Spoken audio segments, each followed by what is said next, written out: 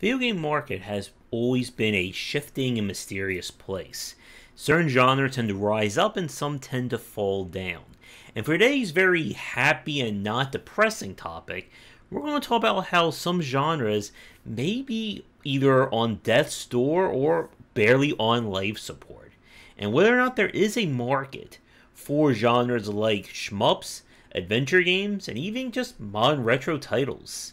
Yep, it's a very happy topic for today.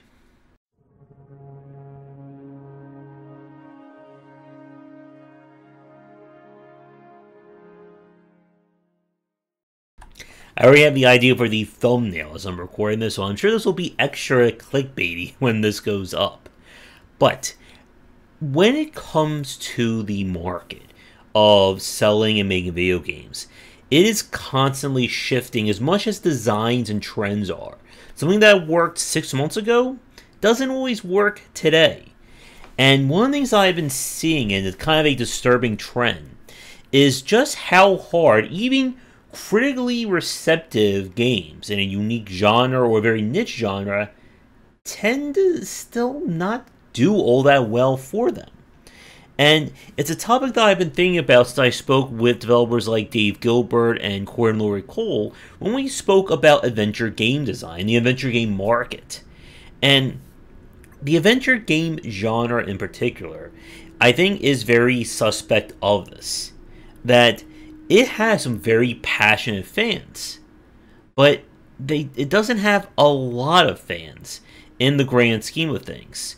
I decided to look up the reviews for Unavowed. That is the latest game from Watchet Eye. It was a really great game. It has a very supportive fan base, but when I last checked, it had just around 2,000 lifetime reviews to it. And that is very disturbing. And it raises this question about whether or not these markets are truly sustainable or if they're even growing as designs and technology have evolved. Now, somebody will argue and say, well, the game is doing good, it has hundreds of sales. But then I turn to a game like like Hollow Knight, and it had, I think, over 100,000 lifetime reviews the last time I checked. And even then, the games that followed Hollow Knight did not come anywhere close to that. And as we've said on many of our talks, if you're trying to compete either directly or indirectly with a popular game, you either need to do that game like 100 times better, or you need to do it in such a unique way that nobody can assume that you're just trying to rip them off. Stuff like the difference between like Slay the Spire and Monster Train, even something like Hollow Knight versus Salt and Sanctuary, as some other examples. But for this first half of this piece, I want to focus on why this is a problem. That even if a game does get hundreds or even a few thousand sales, that doesn't mean that that's an overwhelming positive outlook. Because I have seen many games that have been critical darlings, games that have been mentioned by even major YouTubers, and they may not even break 1,000 reviews total on Steam. And what makes this very dangerous is that this gets into the topic of long-term sustainability as an indie developer. Because it can be a case where you have that one really great game, and your company still goes out of business a few months or a few years later. And we can theory craft until the cows come home about why that happened. But the usual element, the usual cause or culprit, is that there's just not, or there wasn't enough fans to sustain that game. Even if the game reviewed positively, you can have a game that is overwhelmingly positive, but maybe only has 50 reviews, 99 reviews, and that is not enough. And what we've spoken about before when it comes to this topic is that the goal of any studio, whether you are indie, AAA, or anywhere in between, isn't to make an amazing game for 600 fans. You want to make a game that's amazing and great, that pulls in several thousands or hundreds of thousands of fans. But let's say you only need 600 copies sold to break even. the goal, again, is to be sustainable. And that is so much harder than what I just said. I'm sure if you any developers watching this right now are nodding their heads going, yes, Josh made that perfectly clear. Just make a popular game and everyone will buy and I'll be rich and famous, right? But the problem is that when we look at what truly drives success in this industry, it is very hard to put a finger on the exact elements that work. Not only that, but just because a game didn't sell a lot doesn't mean that wasn't a major success. Again, every game's development is different. Every studio, every group has a different budget for it. One game that succeeded with, let's say, 500 reviews, another game that got 50,000 reviews could have failed. And this is part of the problem when it comes to looking at the games that do rise up. Because I am sure right now, as I said earlier, that modern retro games are also very troublesome. Somebody's going to point to a game like Shovel Knight, or even something like when we talk about Odalis, or when we looked at Cyber Shadow lately. But those games, in the grand scheme of things, still didn't get as many reviews as when we look at more popular genres. And again, it's not fair to compare games genre to genre in this regard. But it's important to look at what the market of these games is. If the biggest well-known example of a genre only gets 2,000 reviews, what do you think the chances of your no-name or first-time example of that genre is going to get? And you have to prepare this accordingly. In the corner there is Project Starship X, and alongside a game like Monolith were two of my favorite takes on shmups, adding in roguelike elements to it. And neither game wasn't really a breakout success for those genres. And there are several reasons when we talk about this that it gets very hard to discuss. And part of it has to do with the actual viability of the genre when it comes to the greater market. Again, these games do have fan bases. I know there are quite a few of you watching this right now who really like adventure games, who were very supportive when we spoke to a developer like Dave Gilbert or Corey and Lori Cole or some of the other ones we've spoken to on the Adventure Game Roundtable. But saying that a game is popular because it has hundreds or even dozens of reviews, unfortunately, at the end of the day, is that enough for that developer to make a living off of? Because if it's not, then that developer is sadly on borrowed time. And we've seen, again, this debate or this conflation between the success of a genre versus the success of a studio or name. If somebody like Tim Schafer or Shigeru Miyamoto or Hideo Kojima comes out tomorrow and says, our next game is going to be a point-and-click adventure game, I'm going to bet those games are going to get a lot of reviews because of the name and clout of the person behind it. What we're focusing on is the genre as a whole. When you don't have a well-respected or a well-known name behind it, can these games sell well on the merits of their design alone? And after this quick break, I want to talk about the other side of this, and why even the best examples of the genre still don't do as well, and where there is this conflict with trying to elevate and grow the genre in terms of new designs. And now for a quick thank you to our current Patreon supporters. And if you're interested in my books on design, they are available at most major retailers. 20 Essential Games to Study is for first-time developers looking to be inspired, and the Game Design Deep Dive series covers the history and philosophy of major genres, with horror coming later in 2021. Part of the challenge, again, as we talk about with the growing and changing market for games, is how genres try to reinvent themselves in unique ways, and whether or not that genre has kind of the flexibility for it.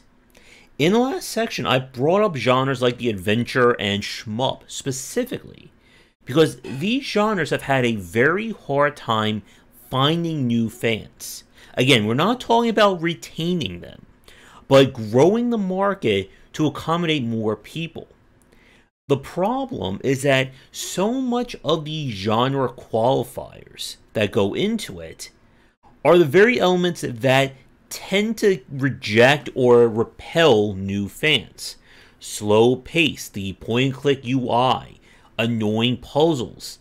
And when we look at how genres have evolved, we've seen kind of the flexibility of the design not only to grow the genre, but to create a place for new fans or have people experiment with different takes. Platforming is a really great example.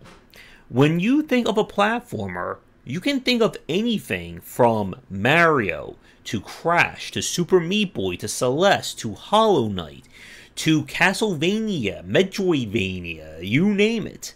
The growth of roguelike design over the past 10 years was very much attributed to developers experimenting with different flavors of that design. It's how we got games like The Binding of Isaac, Dead Cells, Slay the Spire, and many more examples. And again, the point is that it is creating a market of fans who may not play the original roguelikes, just as there are fans of platformers like Hollow Knight who have no intention of going back to playing Mario or Sonic or whatever. But they are fans and are willing to try these new experiments out. What we see, unfortunately, with games like shmups and adventure games is that when developers try to experiment or do something different, it may not always bring in more fans. In many cases, it may even bring in less fans than the more kind of contemporary examples. And we could certainly theory craft about why that is. And it's a very weird line that developers have to walk. That they need to make something that stands out so that it's seen as not being like any of the other examples. But it can't stand out so much that it detracts those fans from a different take on it. Or as I'm sure Shark is about to comment, it has to be safely extreme. And this makes things very difficult for developers when they're trying to experiment. Or even if they're just trying to make their own take on it. Like I said in the last part, that at this point, developers like Dave Gilbert from Wadget Eye, that his adventure games have gotten a very successful and very popular fan base. But if somebody else tries to make an adventure game in that same style, most likely they're not going to come anywhere close to that fan base. Because one, they're not established, and two, they're working with a niche genre. And even then, with Wadget Eye's success, that's still only a few thousand reviews in the grand scheme of things. A game like Hollow Knight here, that at this time again has a little over, I think, 100,000 reviews, it succeeded not only being an amazing game, but having unique elements to it, an impressive aesthetic, and again, having all the support they earn, I believe, from their Kickstarter campaign. And all of this gets factored into the success of a game, let alone the success of a genre. And even if you do make, again, your own take on this, that doesn't guarantee success or anywhere near the success. Here's another very interesting tidbit. Ori and the Will-o-the-Wisps, the sequel to the first game, one of my favorites, is sitting right now at just over, I think, 55,000 reviews. So that's about half the reviews that Hollow Knight did. And like we've said, the nightmare of trying to analyze the game market is that by the time you try to make a game that's similar to one that you liked, the market has already shifted and changed. And you can't rely on past games to measure current or future successes. As again, another example of this, that when I spoke with Rami Ishmael of Vombeer, that he basically came out and said that if he tried to make the same games that made his studio famous today, his studio would be under by now, because nobody would buy those games in today's market. Just like nobody would want to buy a game like Super Meat Boy today, compared to when it was released. I think it was like 2009, 2008. So, to wrap up again this very melancholy topic, it's important for a developer to look at the market of a game, and especially look at what you are able to do in that space. If your ability to, let's say, make an adventure game is to make something worse than some examples that we've spoken about, then you may want to try another genre. And experimenting with designs can work, but you need to do playtesting with them. You need people, or you need to be able to figure out, is there even a market for this? Because even if you have an amazing game idea, that doesn't mean you have an amazing marketable one. And my final point, one that with that last sentence I know somebody's going to bring up, is that there is the argument about just make games. And if you make something unique enough and good enough, people will buy it. But I don't think that is the case anymore. Because a lot has to go right for your game to blow up. Not only do you need an amazing game, you need to do amazing marketing. You need to do research to know where those fans are and how to reach them. Just having something be 100% unique doesn't mean it's going to be 100% great today. So for those of you watching this, can you think of other genres that have had trouble kind of adapting and growing in the market today? And can you think of any other examples that I didn't mention of genres that did work? That they did go so far outside their own box or did something unique that the market is very much thriving and growing. As always, check out our Discord and Patreon link down below, and come back for daily discussions on game design here and on game wisdom, where we are in science of games. Until next time, take care.